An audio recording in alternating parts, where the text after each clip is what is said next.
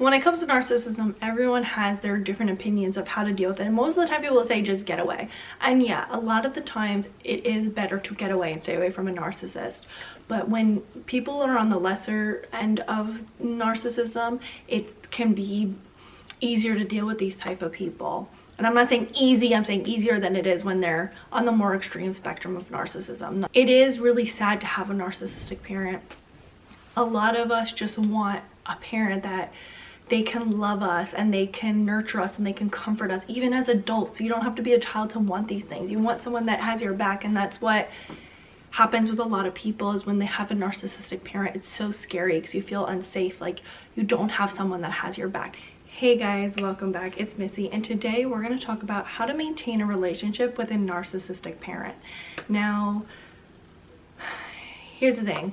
A lot of times you'll go through videos and they will tell you get away from your narcissistic parent, don't talk to the narcissist, and this doesn't work for everybody. Because here's the thing, narcissism is on a scale, and there's narcissists that are on the extreme end of the scale, and there's some narcissists that have some traits but they're tolerable to be around, or you want to maintain some sort of relationship, or it hurts your heart too much, you know. So not everyone is comfortable just completely cutting off the narcissist. Now, if they affect your mental health in any type of way, or they affect your physical health in any type of way, then 100% you need to immediately cut them off. But if there's someone that you feel comfortable maintaining some sort of relationship, it's like a low contact relationship, then this video can be beneficial. So the first thing, let's talk about how you need to handle it. And one of the first things is that you need to accept and understand your narcissistic parent is not ever going to change. They're never going to be the parent that you wish they were, or the parent that you wish you had.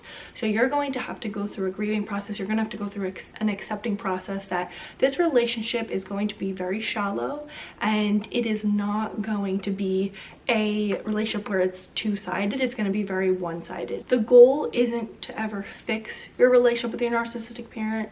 The goal more so is to maintain some sort of, I wouldn't even call it a relationship, maintain some sort of neutral ground. That's really what the relationship will be like. It's not someone where you can invest in or they're helpful. It's a rocky relationship, but some of these things will help you so it's not so rocky. So the first thing is definitely for you to understand what you're getting yourself into and accepting the way that they are, and they are not someone that is going to change. There needs to be a lot of boundaries, which we'll talk about in a minute. So the first thing I would say when it comes to maintaining some sort of relationship is that you need to make sure that you don't have too much contact with them. You need to spend a limited time with them. Why is this? It's because you don't want to be a part of their inner circle. If you're a part of their inner circle, you then can become a target and they can abuse you. You want to be a part of their outer circle where you see them every once in a while, you talk to them every once in a while. Maybe the limit is like once a week, maybe it's like every couple weeks, whatever it is. Every narcissist is different. You have to kind of test the bounds and see what works.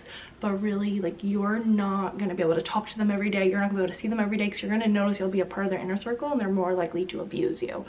So when you're a part of that outer circle, you'll notice that they are less likely to lash out on you. You're less likely to be their target. They're less likely to abuse you, or there's less of that chance for them to have any type of verbal or emotional abuse.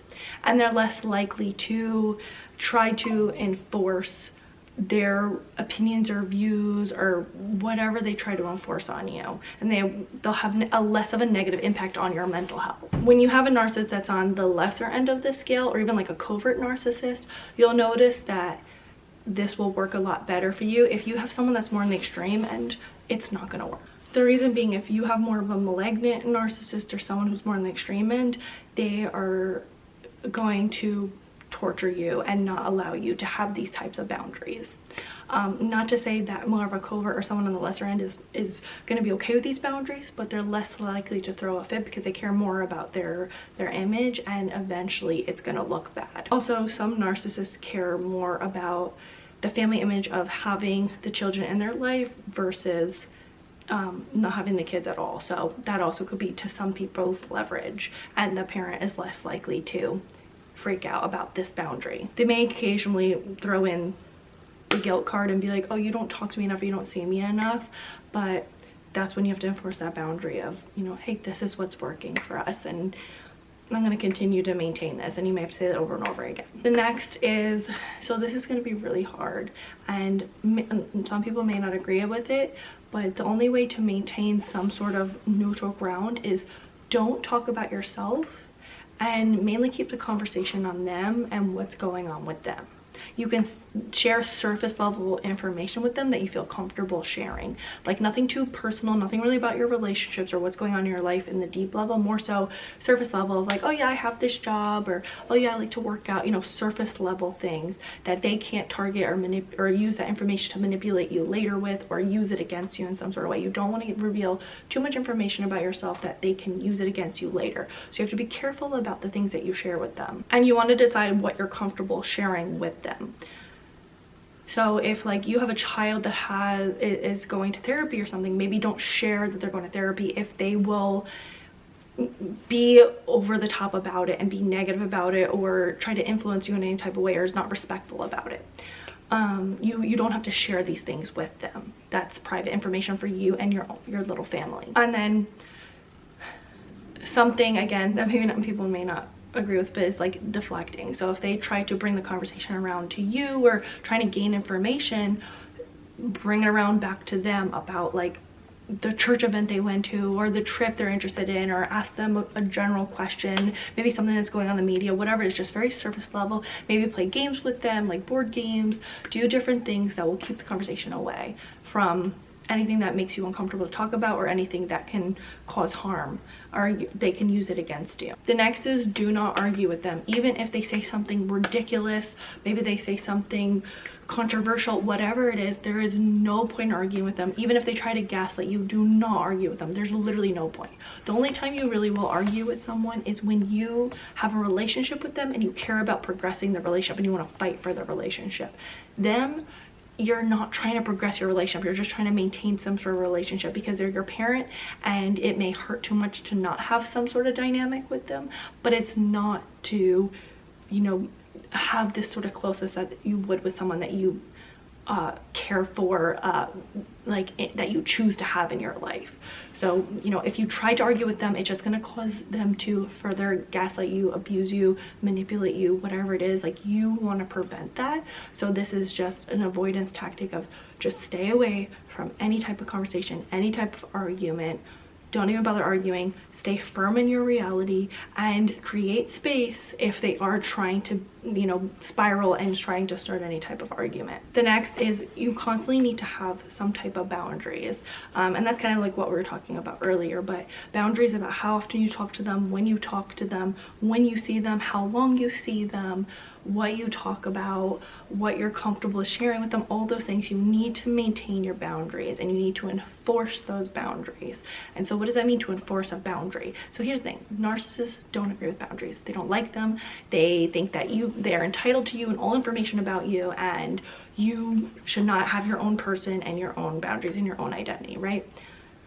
So what you need to do is, when they are, you know, disrespecting you, or they are trying to push a narrative, or if they're doing anything that is making you feel unsafe, you enforce that boundary. Say, okay, you know, I'm gonna just, if you're with them, you say, okay, I'm just gonna leave, and maybe we'll catch up another time. Or, oh, you know, I think I need some space right now, I don't really feel comfortable talking. You know, just enforce that boundary if they bring up a topic that is bothering you, or they're just, you know, wrecking havoc. Like, hey, I really don't like the way things are going, I'm gonna leave, and I'm gonna take some space. Which that goes into the last step, which is definitely take any space you need when if you feel like they are affecting your mental health, if you feel like it's burdening you, if you feel like they're hurting you in any type of way, definitely take the space that you need.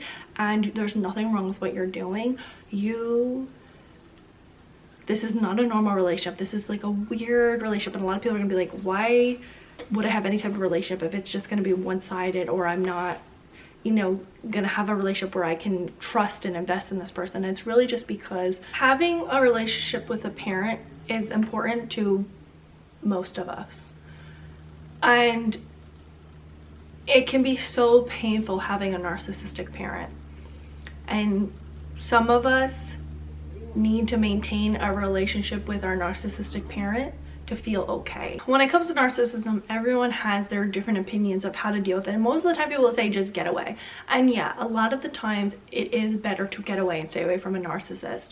But when people are on the lesser end of narcissism, it can be easier to deal with these type of people. And I'm not saying easy, I'm saying easier than it is when they're on the more extreme spectrum of narcissism. These things are not so black and white. There's a lot of gray areas. So if you have to check in, like, not everyone's gonna agree with it, like I said, and you need to check in with yourself and see if this is something that makes you feel comfortable dealing with, because you're gonna be the one who's dealing with it at the end of the day. No one can tell you what to do. You have to decide on your own. If it affects you too extremely for your mental health, then do not maintain a relationship with your narcissistic parent. It feels safer to have your mental peace than it does to maintain some sort of relationship with a narcissistic parent. And for others, it's comfortable, it's okay. Like, they feel like they can maintain that relationship and it's not the worst of the worst. So it's really just opinion based about what you feel like you can handle, what you're comfortable with, and you need to constantly check in with yourself and see how it's affecting you. It is really sad to have a narcissistic parent. A lot of us just want a parent that they can love us and they can nurture us and they can comfort us even as adults. You don't have to be a child to want these things. You want someone that has your back, and that's what happens with a lot of people is when they have a narcissistic parent. It's so scary because you feel unsafe. Like, you don't have someone that has your back. You don't feel safe in the world. You don't feel like you have a guide or someone that you can confide in, which all of us are so deserving of having those things. Someone that loves us unconditionally. And those are supposed to be our parents, but not everyone has that. So because of that, it's really complicated when it comes to the parent-child relationship. Biologically, we are very much so connected to our biological parents. And sometimes parents do such extreme, terrible things that they break that bond so bad that that child doesn't care if that parent even dies. And you know what? That's a personal experience. So like I said, check in with yourself and see what works for you, what does not work for you, and it's all very much so subjective. Don't let anyone tell you what to do. You need to decide on your own and trust in yourself. And at any moment, you can change your mind. You can try things, you can stay away, whatever it is. But just the bottom line is just understand your parent is not going to change. You're not going to have a copacetic, like, loving relationship. It's not like that. It's very much so one-sided. You're just maintaining some sort of connection with them, but it's not going to be a relationship that you want or you have desired. It's going to be kind of like you just take what you can get kind of thing. So what do you guys think? Leave it on the comments below, and please don't forget to like, comment, subscribe, and share with someone that you think may need it. Until next time, thanks for watching. Bye guys. L'Oreal like commercial. I don't know if it looks like shiny on camera, or I don't know if I'm making sense. I got a lot going on right now.